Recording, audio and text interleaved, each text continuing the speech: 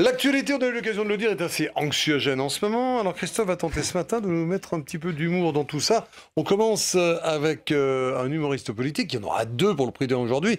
Celui-là est en tournée dans toute la France. Tout à fait, il a été animateur, journaliste culturel, il a écrit les textes de Thierry Leluron, d'Anne Roumanoff, il a été un des pensionnaires perpétuels des grosses têtes de Philippe Bouvard. Et puis en 2003, il a commencé à mettre un pied dans la marmite du one-man show sur scène et ça a été un triomphe. L'Olympia, le Théâtre Saint-Georges, des tournées dans toute la France qui affichaient complet. Évidemment, de qui je parle? De Bernard Mabille, bien évidemment. Voilà, c'est un tailleur de costard. Il s'appelle Mabille, alors c'est normal que ce soit un tailleur de costard. Il nous présente sa nouvelle collection taillée sur mesure pour tous les gros bonnets de la politique, qui soient de droite, qui soient de gauche, avec une coupe bien à lui, une audace évidemment très discrète, une férocité toujours très bienveillante et surtout un profond respect, je dirais, de ses victimes, une modernité, la tradition dans le show, etc. Voilà.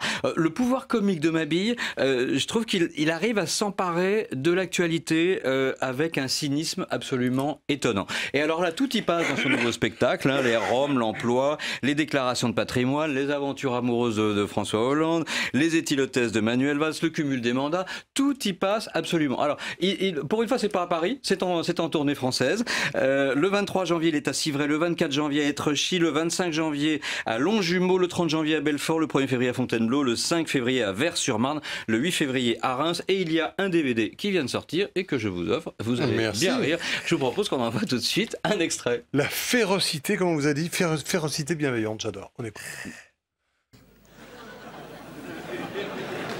On peut pas trouver plus transparent que Héros, hein. Hollande qui écrivait en 2006, j'ai retrouvé un bouquin qui s'appelait Le devoir de vérité. Alors il avait fait un référendum, il voulait qu'on fasse un référendum au bout de 2 ans pour savoir si les Français étaient contents du président. C'est Hollande qui voulait ça. En 2006. Cherchez pas le bouquin, il est épuisé. L'auteur aussi.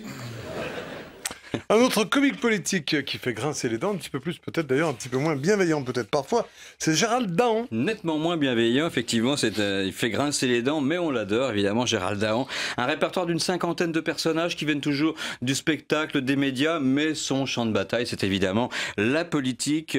C'est son terrain de jeu préféré, de prédilection, et on se souvient de ces célèbres canulars. Les canulars qui ont quand même mis à mal l'image de Nadine Morano. Vous vous souvenez de Jacques Chirac quand il avait demandé à Zidane de mettre la main sur le cœur, ou encore au moment où on commençait à analyser les financements peut-être libyens de Nicolas Sarkozy, où il avait pris la voix de Manuel Valls pour appeler Claude Guéant et Patrick Devedjian, qui s'étaient livrés quand même à quelques confidences un peu inattendues quand même. Voilà.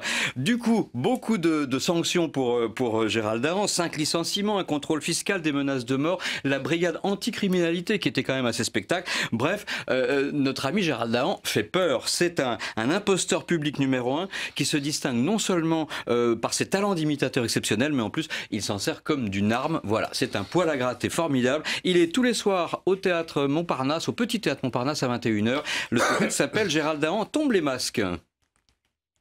J'ai changé.